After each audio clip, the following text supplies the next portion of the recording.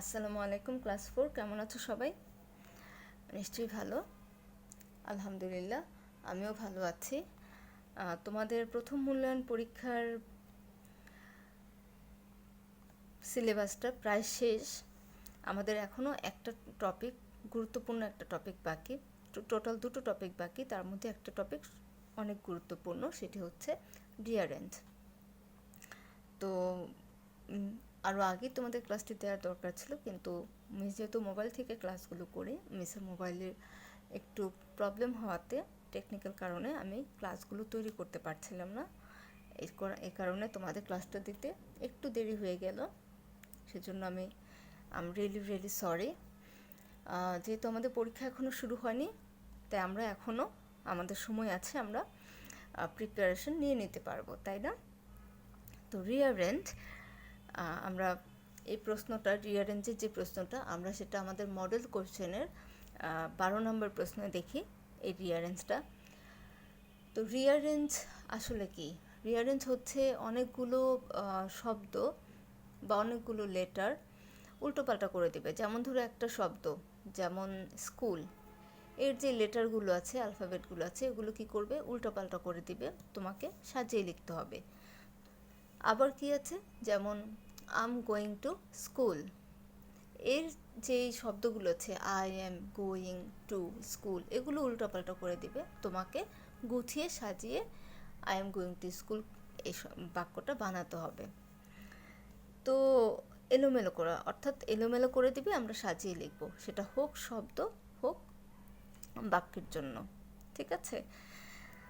তো এলোমেলো, যেহেতু আমাদের বাক্যের কথা বলছি আমি, এলোমেলো বাক্যগুলো সাজাতে গেলে আগে আমাদের জানতে হবে যে বাক্য কিভাবে লেখে, তাই না? একটা বাক্য, ইংরেজিতে একটা বাক্য লিখতে কি কি প্রয়োজন হয় সেটা আমাদের দরকার। এবং ইংরেজি বাক্য কিন্তু 5 প্রকার আমরা জেনেছি, তাই না? অর্থভেদে 5 প্রকার, কি কি জানো? Assertive, interrogative, imperative, objective, exclamatory. তো এই যে প্রত্যেকটাই তো আমাকে এলোমেলো করে দিতে পারে, এবং এখানে হা বোধকও থাকতে পারে, না বোধকও থাকতে পারে, তাই না? অ্যাফার্মেটিভ, নেগেটিভ, যে কোনোটা থাকতে পারে। তো যেটাই আসুক আমরা কিভাবে দিব, তাই তো? তো তার আগে, এই জন্য রিয়ারেঞ্জ ক্লাসটা শুরু করার আগে আমি তোমাদেরকে কি করব, প্রত্যেকটা রিয়ারেঞ্জ দেখানোর আগে আমি ওই বাক্যগুলো, যেমন অ্যাসার্টিভ বাক্য রিয়ারেঞ্জ করার আগে অ্যাসার্টিভ বাক্য তৈরি হয় কিভাবে, ওটার স্ট্রাকচার, গঠন প্রণালীটা দেখাবো। ঠিক এমন করে ইন্টারোগেটিভটা, তারপর ইম্পারেটিভটা দেখাবো, আমি ইম্পারেটিভ পর্যন্তই তোমাদের দেখাবো। এবং এক্সক্লেমেটরিটা আমরা প্রথম সাময়িকে দেখব। আমরা মাসিক মূল্যায়ন পর্যন্ত, প্রথম মূল্যায়ন যেটা, সেটা পর্যন্ত আমরা কি দেখব? ইম্পারেটিভ পর্যন্ত দেখব। আর সাময়িক পরীক্ষা যেটা, সেখানে আমরা এক্সক্লেমেটরিটা দেখিয়ে দিব, ঠিক আছে? তো আজকে যেটা করব, আমি ক্লাসটা পুরোটা একটানা করে যাব, যেহেতু মিসের মোবাইলে একটু প্রবলেম, তো মিস পুরোটা একটানা করে যাব। আর আজকে যে ক্লাসটা নেব, ঠিক এই ক্লাসটাই আমরা বোর্ডে যেভাবে করাতাম সেভাবে মিস আরেকটা ক্লাস করে দেব, যাতে তোমাদের বোর্ডে লিখে লিখে যেটা করে সেটা সেভাবে মিস আরেকবার করিয়ে দিব, ঠিক সেম ক্লাসটা, এবং ওটা প্র্যাকটিক্যালগুলো দেখিয়ে দিব। তোমরা কি করবে, আমার এই ক্লাসটা দেখে পুরোটা একসাথে দেখবে না, তোমরা অর্ধেক অর্ধেক করে দেখবে। যেমন ধরো আমি যখন অ্যাসার্টিভ পড়াবো, তোমরা অ্যাসার্টিভটা দেখে অ্যাসার্টিভের এক্সাম্পলটা পর্যন্ত দেখবে, দেখে এরপর ভিডিও ক্লোজ করে রাখো। তারপর তোমরা তোমাদের যে বইয়ের 244 পৃষ্ঠা থেকে, যে লিটল লার্নার্স যে বইটা, সেটা 244 নম্বর পৃষ্ঠা থেকে শুধু অ্যাসার্টিভ যে বাক্যগুলো আছে সেগুলো সলভ করবে, ঠিক আছে? সেগুলো শুধু সলভ করবে, এবং উত্তর কিন্তু দেওয়া আছে 244, 245 এবং 246, 247 এই পৃষ্ঠাগুলোর মধ্যে তোমার উত্তর সহ দেওয়া আছে। তো তোমরা আগে উত্তর দেখবে না, আগে কী করবে, নিজেরা যেই খাতা কলম নিয়ে বসবে, আগে আমরা ক্লাসটা দেখার সময় কী কী বলছি, কী কী লিখছি, এগুলো পজ করে করে সেগুলো আগে খাতায় তুলবে, তারপর নিজেরা আগে প্র্যাকটিস করবে, ঠিক আছে? এরপরে তোমরা মিলিয়ে দেখবে। ঠিক তারপরে ইন্টারোগেটিভটা আবার ক্লাসটা করবে। ইন্টারোগেটিভ যে অংশটুকু সেটুকু আবার দেখবে, দেখার পরে আবার ইন্টারোগেটিভটা করবে। এরপর ইম্পারেটিভটা দেখবে, দেখে ইম্পারেটিভটা আবার কি করবে, প্র্যাকটিস করবে। তো এভাবে যদি ভেঙে ভেঙে প্রত্যেকটা করো তাহলে সুবিধা হবে কি, তোমরা যদি একটা না পুরোটা ক্লাস করে দেখতে চাও মাথায় কিছুই ঢুকবে না, মনে হবে কি দেখলাম, এতগুলো জিনিস এত কঠিন এরকম মনে হবে। আর যদি তোমরা অল্প অল্প করে যাও তাহলে প্রত্যেকটা জিনিসই তোমরা আস্তে আস্তে বুঝতে পারবে এবং প্রত্যেকটা জিনিস ধরতে তোমাদের কোনো সমস্যা হবে না। ঠিক আছে, তাহলে আমরা ক্লাসটা শুরু করছি। আচ্ছা, প্রথমত আমি বলি যে সেন্টেন্স, বাক্য আসলে আমরা কিভাবে বানাই, একটা বাক্য আমরা কিভাবে তৈরি করি। যেমন ধরো বাংলা বাক্যে আমি যদি বলি যে আমি ভাত খাই, এখানে দেখো কি লিখেছি, আমি ভাত খাই। এখন আমি ভাত খাই, প্রথমে তো সাবজেক্ট, কে ভাত খায়, আমি, সাবজেক্ট। তারপর ভাত, কি খাই, ভাত। এরপরে খাই, খাওয়ার কাজটা পরে, আমি কি করি, খাই, এটা কাজ। হ্যাঁ, তার মানে বাংলা বাক্যে আমার খাওয়াটা পরে আসে, কিন্তু দেখো তুমি ইংরেজিটা যে I eat rice, I subject আগে আসছে, ইট খাওয়া। দেখো বাংলার সাথে ইংরেজিটা কিন্তু একটু ডিফারেন্স হয়ে গেল, বাংলা বাক্যে খাওয়াটা পরে, একদম সবার পরে লেখে, আর ইংরেজি বাক্যে মাঝখানে লিখছে। এরপর কি খাই, রাইস খাই। তো কখনো কখনো কিন্তু আমার এই যে আমরা কি জানি নর্মালি যে সাবজেক্ট তারপর ভার্ব তারপর অবজেক্ট থাকে, তাই না? তো কখনো কখনো অবজেক্ট ছাড়াও আমার সেন্টেন্স হয়। অবজেক্ট ছাড়া কিভাবে সেন্টেন্স হয় সেটা দেখো। যেমন আমি স্কুলে যাই, I go to school, I subject, কে যায়, আমি। কি করি, গো যাই, কোথায় যাই, টু স্কুল, তাই না? এখন আমরা জানি অবজেক্ট হচ্ছে সেটা যে ভার্বকে কি দিয়ে প্রশ্ন করব, তাহলে যে উত্তরটা পাবো সেটা হচ্ছে অবজেক্ট। কিন্তু দেখো দ্বিতীয় বাক্যে আমি ভার্বকে যাই, গো টু স্কুল, আমি ভার্বকে কোথায় যাই, কোথায় দিয়ে প্রশ্ন করেছি। এরপর একটা জায়গার নাম আসলো, কি জায়গার নাম, টু স্কুল, স্কুলে যাই। কিন্তু অবজেক্ট হতে গেলে এই কোথায় দিয়ে প্রশ্ন করা যাবে না, প্রশ্ন করতে হবে কি দিয়ে। যেমন কি করি, কি খাই, ঠিক আছে, এগুলো কি লেখি, এইগুলো। তো এটা হচ্ছে অবজেক্ট। তো তার মানে এখানে আমার দ্বিতীয় বাক্যে কিন্তু তাহলে এটা অবজেক্ট হলো না, যেহেতু এটা কোথায় দিয়ে প্রশ্ন করে ফেলছি, তাই না? তাহলে কি হচ্ছে, তাহলে এটা কি বাক্য না? হ্যাঁ, বাক্য। তো আমরা তো জানি subject plus verb plus object, এটাই হচ্ছে একটা বাক্য লেখার নিয়ম, সেন্টেন্স লেখার নিয়ম। তাহলে এখানে তো দ্বিতীয় বাক্যে তো অবজেক্ট পেলাম না, তাহলে এটা তো বাক্য হবে না, তাই না? কিন্তু এটা কিন্তু বাক্য হয়ে গেল। এখন এর থেকে আমরা কি বুঝতে পারলাম, আমরা বুঝতে পারলাম যে ইংরেজি বাক্যে সবগুলোরই যে অবজেক্ট থাকবে তা নয়, কখনো কখনো অবজেক্ট ছাড়াই আমার বাক্য হবে। ঠিক আছে, তো এই ক্ষেত্রে তাহলে আমরা কি বলতে পারি, বাক্য ইংরেজিতে সেন্টেন্স লেখার নিয়মটা তাহলে কি হবে। উপরে দেখো আমি লিখেছি subject plus verb plus extension বা কমপ্লিমেন্ট। দুটো একই কথা, কমপ্লিমেন্ট বা এক্সটেনশন বোঝানোর জন্য আমি দুটোকে একই করে রেখেছি। এখানে কমপ্লিমেন্ট বা এক্সটেনশন বলতে বোঝাচ্ছে ওই যে সাবজেক্ট প্লাস ভার্ব, এরপরে যা থাকবে তাই। ঠিক আছে, এখানে অবজেক্টও থাকতে পারে বা অন্য যা কিছু হচ্ছে সব কিছুই থাকতে পারে। এখন বাক্য যদি আমরা লিখতে যাই, আমরা কি সবসময় এরকম খাই যাই এরকমই বলি? যেমন ধরো ভাত খাওয়ার কথাই ধরো, যদি আমি বলি যে না, আমি বাংলায় যদি বলি যে আমি ভাত খাই, আমি গতকাল ভাত খেয়েছিলাম, আমি এখন ভাত খাচ্ছি।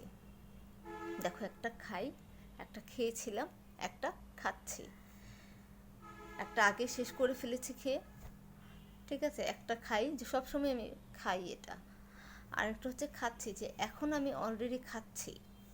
তিনটা তিন রকম না? দেখো বাংলায় কিন্তু আমরা তিনটা তিন রকম শব্দ বললাম। খাই শব্দটা লিখতে খ আকার খা রস্বই, কিন্তু খাচ্ছি লিখতে কি তাই না? খাচ্ছি লিখতে কিন্তু অন্যরকম, তাই না? ভিন্ন না? তাহলে এই যে চেঞ্জটা, মিনিং খাওয়া বোঝানো হচ্ছে খাওয়া তিনটা, কিন্তু লেখার ক্ষেত্রে কিন্তু আমাদের একটু ভিন্ন হলো, তাই না? ঠিক ইংরেজি বাক্যেও এরকম ভিন্ন হয়। তো ইংরেজি বাক্য যেমন ভিন্ন হয়, সেই ভিন্নটা কোথায় আসে? সাবজেক্টে আসে না, এক্সটেনশনে আসে না, শুধু ভার্ব চেঞ্জ হয়।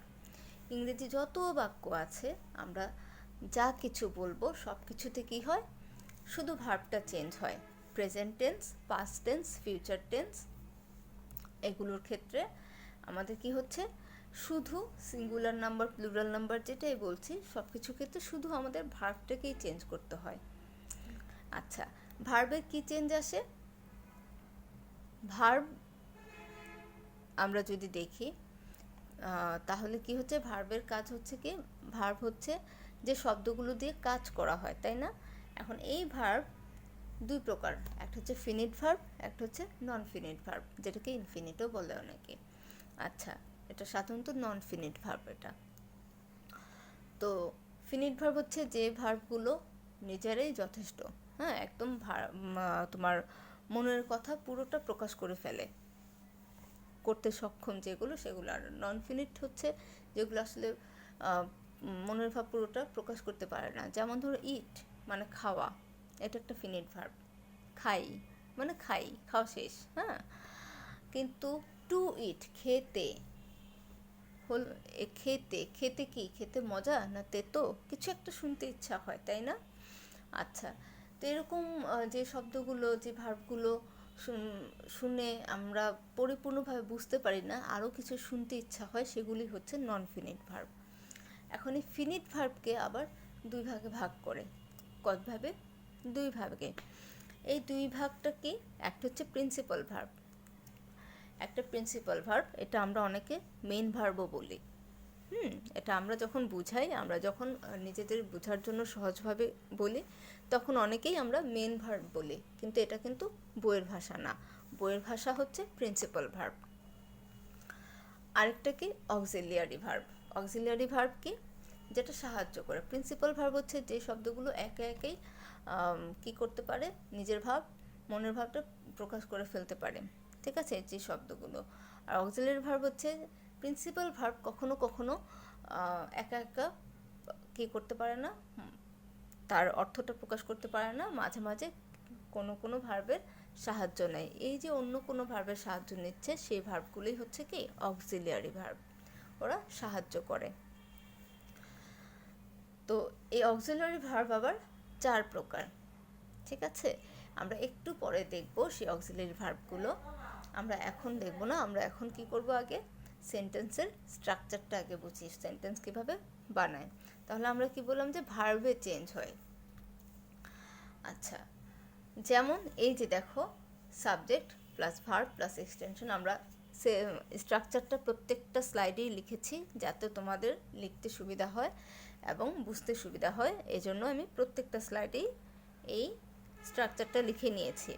যেমন প্রথম বাক্যে দেখো, আমি ভাত খাই, যেটার ইংলিশ হচ্ছে আই ইট রাইস। আরেকটা হচ্ছে আমি ভাত খাচ্ছি, মানে হচ্ছে আমি এখন খাচ্ছি, চলমান, কন্টিনিউ চলছে, এখনও শেষ হয়নি, সেটা হচ্ছে আই এম ইটিং রাইস, এটা ইংরেজিতে কন্টিনিউয়াস টেন্স। আমি ভাত খাই না, তাহলে কি হচ্ছে? I do not eat rice. এই যে এখানে ডু, নট তো এখানে নেগেটিভ ওয়ার্ড, এই যে ডুটা আসলো, এটাও একটা অক্সিলারি ভার্ব। এই যে উপরের বাক্যে আই এম ইটিং রাইস, এই যে এম আসলো, এটা একটা অক্সিলারি ভার্ব। আমরা এখন দেখব অ্যাসার্টিভ সেন্টেন্স। অ্যাসার্টিভ সেন্টেন্স গঠন করি কিভাবে? অ্যাসার্টিভ সেন্টেন্স সাধারণত গঠন হয় subject plus auxiliary verb plus main verb, যেটা আমরা প্রিন্সিপাল ভার্ব হিসেবে জানি, এবং এটাকে ভার্ব ওয়ানও বলে। এটা সবসময় ভার্ব যে ওয়ান হবে তা নয়, এটা ভার্ব টুও হতে পারে। এই জন্য আমি কি দিলাম এখানে? মেইন ভার্ব বা প্রিন্সিপাল ভার্ব হিসেবে এখানে লিখলাম। তারপর হচ্ছে এক্সটেনশন বা যে কমপ্লিমেন্ট, ঠিক আছে। এই বাক্যটা তো আমি হাবোধকের জন্য লিখলাম, অ্যাফার্মেটিভের জন্য। নেগেটিভের জন্য কি হবে? জাস্ট অক্সিলারি ভার্বের জন্য নেগেটিভ যত বাক্য আছে সবগুলো শুধু অক্সিলারি ভার্বের পরে নট বসে, সেটা ইন্টারোগেটিভ সেন্টেন্সের হোক, সেটা অ্যাসার্টিভ সেন্টেন্সের হোক, যেটারই হোক, কি হয়? অক্সিলারি ভার্বের পরেই নটটা বসে।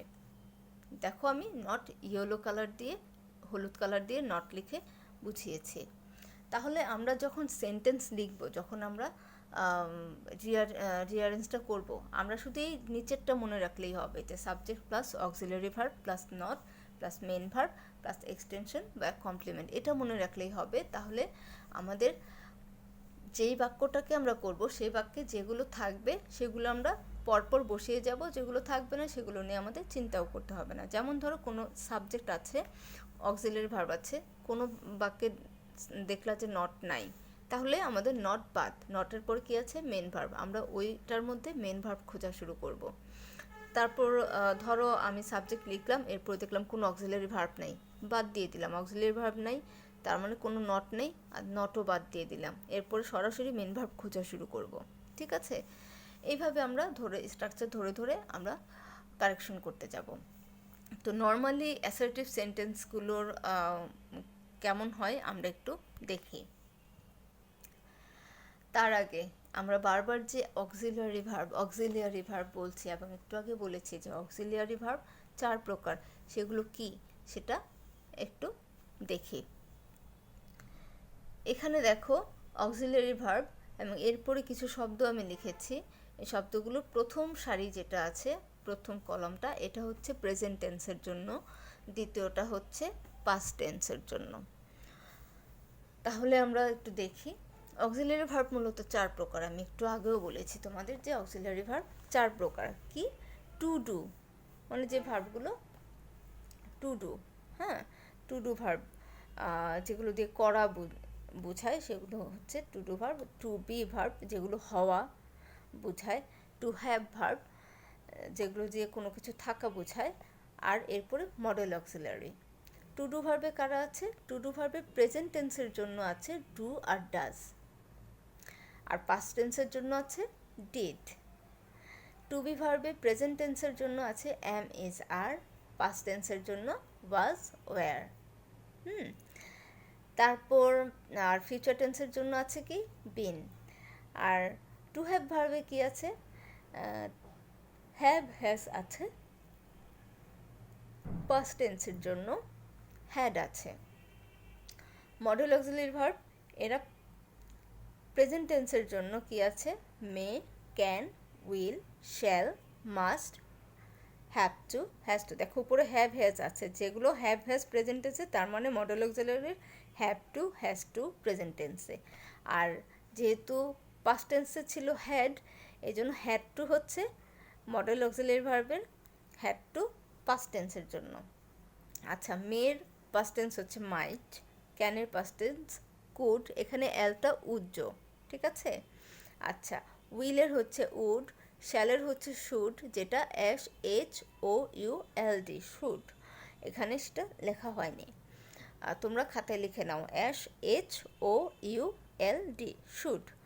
এরপর মাস্ট, মাস্ট হচ্ছে প্রেজেন্ট টেন্স এবং পাস্ট টেন্স দুটোর বানান সেম। এরপর অট টু, এটাও দুটোর বানান সেম। এখন আমরা দেখব যে আসলে অক্সিলারি ভার্ব কে কখন কোথায় বসে, সেটা আগে একটু শুনি।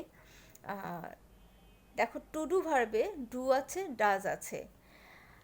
থার্ড পারসন সিঙ্গুলার নাম্বার যখন হয় তখন শুধু ডাজ বসে। থার্ড পারসন সিঙ্গুলার নাম্বারের সময় আমরা ভার্বের সাথে এস বা ইএস যোগ করি না, সেই এস বা ইএসটা যখন আমরা প্রশ্ন করি বা নেগেটিভ করি তখন সেটা ডাজ হয়ে যায়, হ্যাঁ। আর যদি কোনো কিছু না থাকে তাহলে কি হয়, আমাদের যখন প্রশ্ন এবং নেগেটিভ করি তখন কি হয়, অক্সিলারি ভার্বের সাথে সেই এস বা ইএসটা যোগ হয়। আর এমনি সেন্টেন্স যখন লিখি অ্যাসার্টিভ সেন্টেন্স, তখন সেটা কি হয়, ভার্বের সাথে এস বা ইএস যোগ হয়। এটা কখন? শুধু সাবজেক্ট যখন থার্ড পারসন হয়। পারসনটা কি? আমি, আমি শব্দটা, যেমন আই, এটা হচ্ছে ফার্স্ট পারসন। আই, উই, আমি, আমরা, এই যে শব্দগুলো, এই শব্দগুলো হচ্ছে ফার্স্ট পারসন। তুমি, তোমরা, এগুলো সেকেন্ড পারসন। এই যে আমি, আমরা, তুমি, তোমরা, এই শব্দগুলো ছাড়া বাকি যত শব্দ আছে, যেমন তারা, তারপর সীমা, রিমা, রহিম, করিম, ঠিক আছে, ইট, এগুলো যা আছে সব হচ্ছে থার্ড পারসন। এগুলোর সাথে কি হয়, সবসময় ডাজ হয়। আর আমি, আমরা, তুমি, তোমরা, এগুলোর সাথে প্রেজেন্ট টেন্সে ডু ভার্ব কোনগুলো বসে? শুধু ডু বসে। মনে রাখবে যে থার্ড পারসন সিঙ্গুলার নাম্বার হলেই থার্ড পারসন হতে হবে এবং একজন বোঝাতে হবে। একজন বুঝালে সিঙ্গুলার, একের বেশি বুঝালে প্লুরাল। যখন একজন বুঝাবে এবং সেটা থার্ড পারসন হবে তখনই ডু ভার্বের থেকে আমরা শুধু ডাজ নেব, এটা প্রেজেন্ট টেন্সে। ঠিক আছে? আর পাস্ট টেন্সে সেটা ফার্স্ট পারসন হোক, সেকেন্ড পারসন হোক, থার্ড পারসন হোক, যে যেটাই হোক সবার জন্য ডিড। বি ভার্ব কি? হওয়া ভার্ব। বি ভার্বগুলো কি আসলে? বি ভার্বে কি হবে, তোমার আইয়ের সাথে সবসময় এম বসে না? হ্যাঁ, আইয়ের সাথে সবসময় এম বসবে। আর থার্ড পারসন সিঙ্গুলার যারা আছে সবার সাথে ইজ বসবে। আর বাকি যা আছে সবার জন্য আর বসে। মনে রাখবে কি, আইয়ের সাথে এম, এটা একদম ফিক্সড। আর থার্ড পারসন সিঙ্গুলার যা আছে, যত সাবজেক্ট আছে সবগুলোর সাথে ইজ বসবে। আর যত প্লুরাল আছে আর সেকেন্ড পারসন আছে সবার সাথে কি বসবে? বাকি যত পারসন আছে সবার সাথে আর বসবে। ঠিক পাস্ট টেন্সে আইয়ের সাথে আর থার্ড পারসন যত সিঙ্গুলার নাম্বার আছে সবার সাথে ওয়াজ বসে, আর বাকি সবার সাথে ওয়ার বসে। শুধু আই এবং থার্ড পারসন সিঙ্গুলার এর সাথে ওয়াজ বসে। আমাদের খেয়াল রাখতে হবে যে আসলে যে সাবজেক্টটার সম্পর্কে বলতেছে সেটা কোন পারসন আর নাম্বার কি তার, সেটা কি থার্ড পারসন নাকি ফার্স্ট, কোন পারসন, ফার্স্ট পারসন না সেকেন্ড পারসন না থার্ড পারসন, সেটা খেয়াল রাখতে হবে। আর সেটা কি একজনের কথা বলছে না দুইজনের, সিঙ্গুলার না প্লুরাল। ঠিক আছে? এরপরে দেখতে হবে সেটা কি ম্যাসকিউলিন না ফেমিনিন। কারণ ম্যাসকুলিনের জন্য আমরা মাঝে মাঝে দেখা গেছে যখন মানুষের ক্ষেত্রে করি তখন ম্যাসকুলিনের জন্য হি ইউজ করি আর ফেমিনিনের জন্য শি ইউজ করি। ঠিক আছে?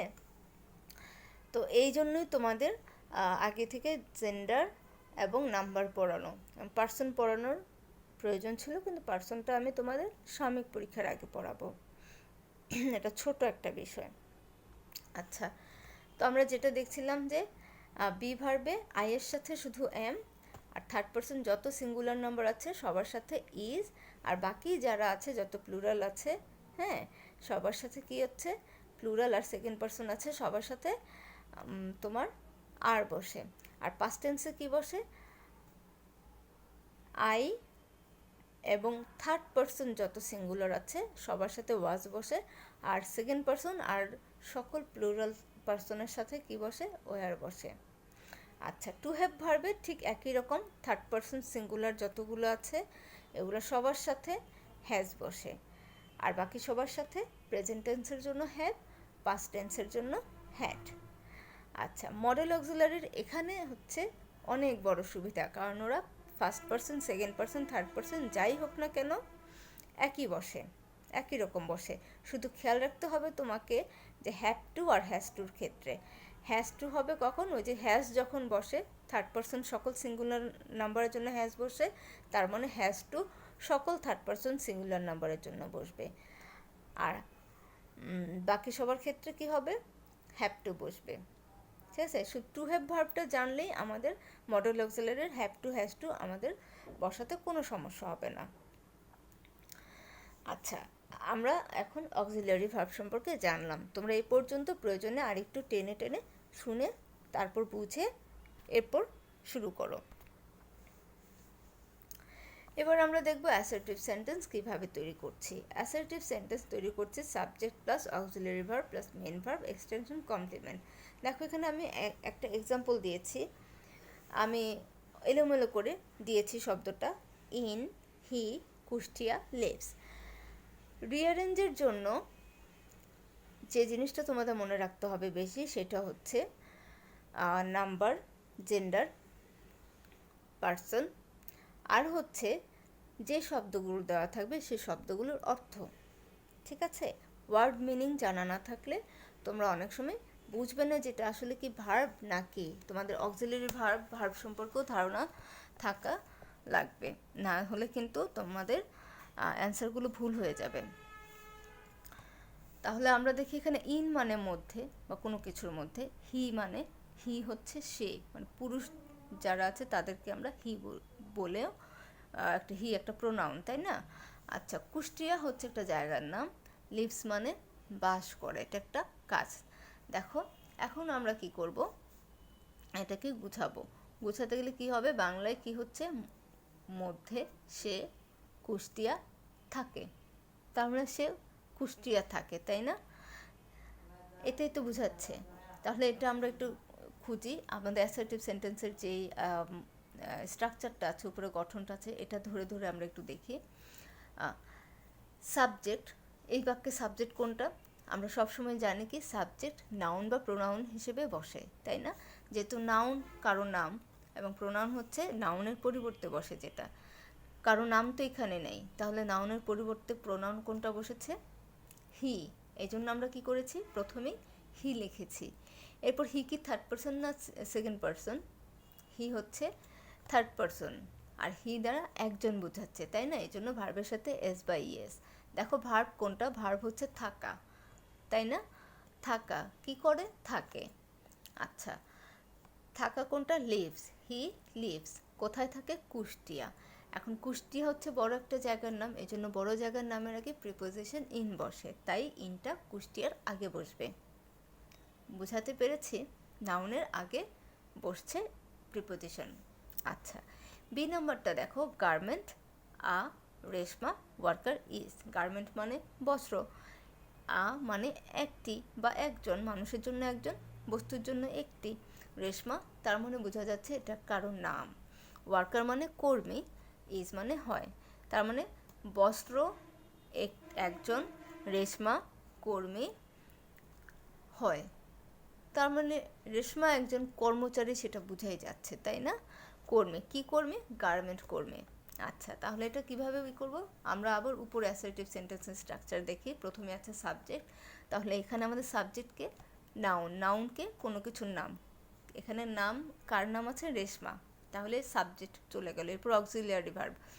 অক্সিলিয়ারি ভার্ব দেখো, আমাদের অক্সিলিয়ারি ভার্ব দেখো, আমরা কি জানি auxiliary verb? Am, is, are, was, were, তাই না? ডু, ডিড, ডাজ, এগুলো আছে। তো এরকম কোনো কিছু আছে দেখো তো বি নাম্বারে? অবশ্যই আছে, ইজ, ইজ আছে, তাই না? এই জন্য আমরা অক্সিলিয়ারি ভার্ব বসিয়ে দিয়েছি। দেখো প্রথমটাতে কিন্তু আমাদের অক্সিলিয়ারি ছিল না, এই জন্য আমরা চিন্তা করিনি। দ্বিতীয়টাতে আমাদের আছে, এই জন্য বসিয়েছি। এরপর রেশমা ইজ, রেশমা কি? আ গার্মেন্ট ওয়ার্কার, একজন গার্মেন্ট ওয়ার্কার, তার মানে আ বসলো, এরপর গার্মেন্ট ওয়ার্কার বসে গেল, ঠিক আছে? আচ্ছা, এখানে ইজের পরে কিন্তু অন্য কোনো ভার্ব নাই, মেন ভার্ব কিন্তু নাই। এখানে ইজটা কি হচ্ছে, নিজেই মেন ভার্ব, আবার ও কিন্তু অক্সিলিয়ারি ভার্ব, কিন্তু ও এখানে নিজে মেন ভার্ব হিসেবে কাজ করছে।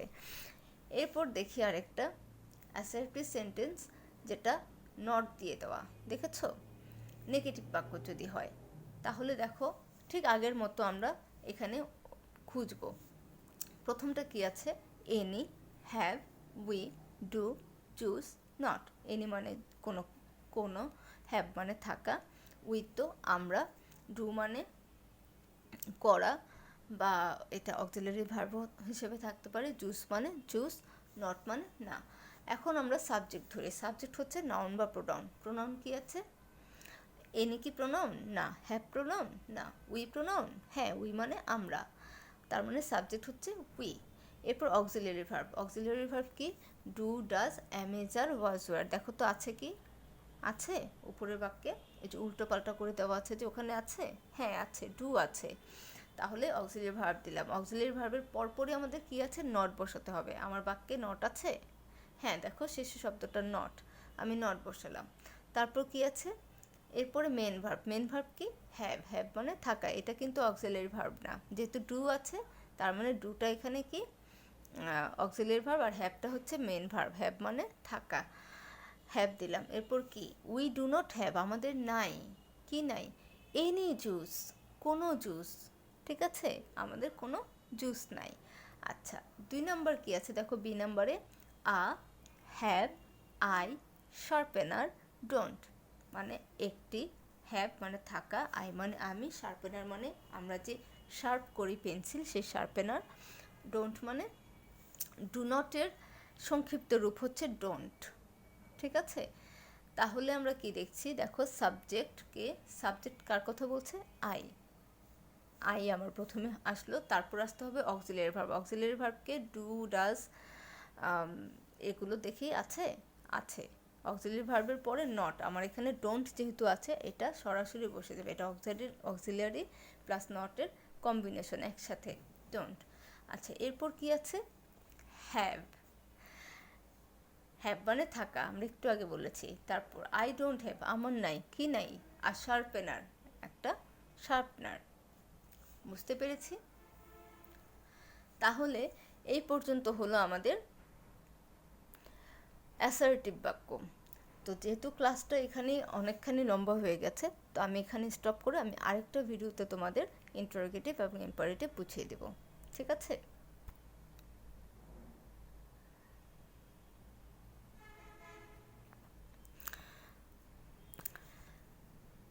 তার আগে তোমাদের কাজ যেটা, সেটা হচ্ছে তোমরা এখন এই অ্যাসার্টিভ বাক্য কীভাবে লিখছি সেই স্ট্রাকচারটা আগে লিখবে।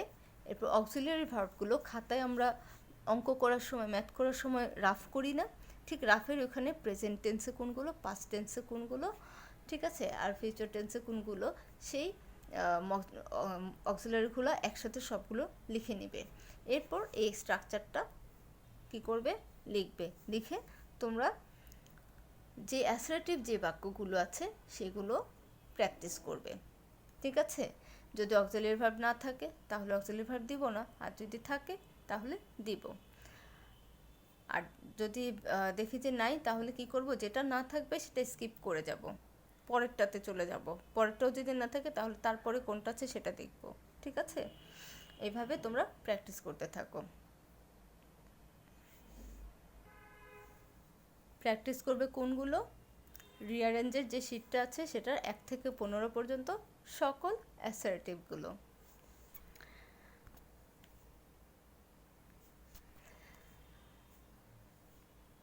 তাহলে তোমরা করতে থাকো, আমি তোমাদের ইন্টারোগেটিভ সেন্টেন্স নিয়ে আসছি। Thank you.